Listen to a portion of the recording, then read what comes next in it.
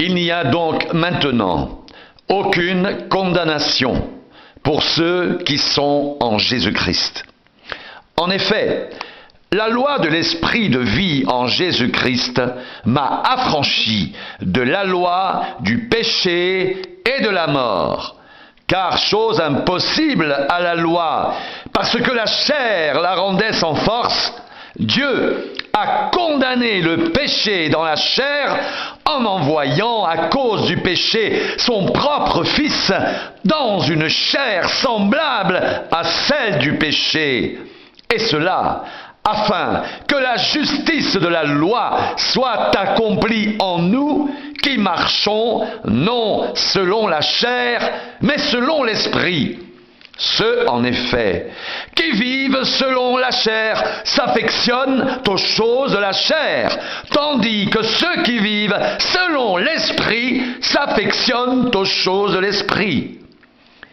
Et l'affection de la chair, c'est la mort, tandis que l'affection de l'esprit, c'est la vie et la paix. Car l'affection de la chair est inimitié contre Dieu, parce qu'elle ne se soumet pas à la loi de Dieu et qu'elle ne le peut même pas. Or, ceux qui vivent selon la chair ne sauraient plaire à Dieu. Pour vous, vous ne vivez pas selon la chair, mais selon l'esprit. Si du moins l'esprit de Dieu habite en vous. Si quelqu'un n'a pas l'esprit de Christ, il ne lui appartient pas. Et si Christ est en vous, le corps, il est vrai, est mort à cause du péché, mais l'esprit est vie à cause de la justice. Et si l'esprit de celui qui a ressuscité Jésus d'entre les morts habite en vous, celui qui a ressuscité Christ d'entre les morts rendra aussi la vie à vos corps mortels par son esprit qui habite en vous. Ainsi donc, frères, nous ne sommes point redevables à la chair pour vivre selon la chair. Si vous vivez selon la chair, vous mourrez. Mais si par l'esprit vous faites mourir les actions du corps, vous vivrez. Car tous ceux qui sont conduits par l'esprit de Dieu sont fils de Dieu. Et vous n'avez point reçu un esprit de servitude pour être encore dans la crainte, mais vous avez reçu un esprit d'adoption par lequel nous crions « Abba, Père !» L'Esprit lui-même rend témoignage à notre esprit que nous sommes enfants de Dieu. Or, si nous sommes enfants, nous sommes aussi héritiers, héritiers de Dieu et co-héritiers de Christ, si toutefois nous souffrons avec lui, afin d'être glorifiés avec lui.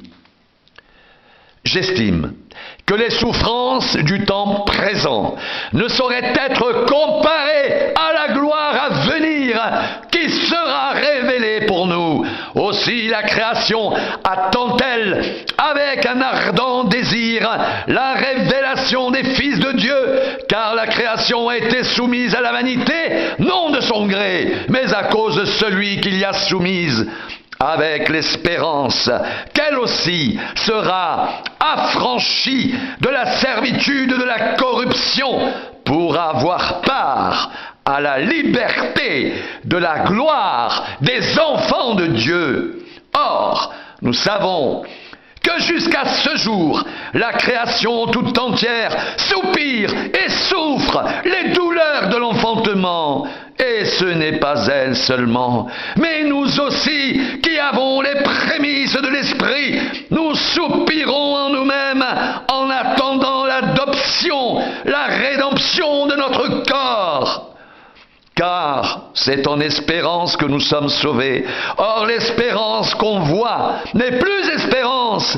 Ce qu'on voit, peut-on l'espérer encore? Mais si nous espérons ce que nous ne voyons pas, nous l'attendons avec persévérance. De même aussi l'Esprit nous aide dans notre faiblesse, car nous ne savons pas ce qu'il convient de demander dans nos prières, mais l'Esprit lui-même intercède par des soupirs inexprimables, Et celui qui sonde les cœurs connaît la pensée de l'Esprit, parce que c'est selon Dieu qu'il intercède en faveur des saints. Nous savons du reste que toutes choses concourent au bien de ceux qui aiment Dieu, de ceux qui sont appelés selon son dessein. Car ceux qu'il a connus d'avance, il les a aussi prédestinés à être semblables à l'image de son Fils, afin que son Fils soit le premier-né de beaucoup de frères. Et ceux qu'il a prédestinés, il les a aussi appelés, et ceux qu'il a appelés, il les a aussi justifiés, et ceux qu'il a justifiés, il les a aussi glorifiés. Que dirons-nous donc à l'égard de ces choses ? Si Dieu est pour nous, qui sera contre nous? Lui qui n'a point épargné son propre Fils, mais qui l'a livré pour nous tous, comment ne nous donnera-t-il pas aussi toutes choses avec lui? Qui accusera les élus de Dieu? C'est Dieu qui justifie. Qui les condamnera? Christ est mort, bien plus, il est ressuscité, et il est à la droite de Dieu, et il intercède pour nous. Qui nous séparera de l'amour de Christ? Sera-ce la tribulation, ou l'angoisse, ou la persécution, ou la faim, ou la nudité, ou le péril, ou l'épée, selon qu'il est écrit: c'est à cause de toi qu'on nous met à mort tout le jour, qu'on nous regarde comme des brebis destinées à la boucherie. Mais dans toutes ces choses, nous sommes plus que vainqueurs par celui qui nous a aimés, car j'ai l'assurance que ni la mort ni la vie, ni les anges, ni les dominations, ni les choses présentes, ni les choses à venir, ni les puissances, ni la hauteur, ni la profondeur, ni aucune autre créature ne pourra nous séparer de l'amour de Dieu manifesté en Jésus-Christ notre Seigneur.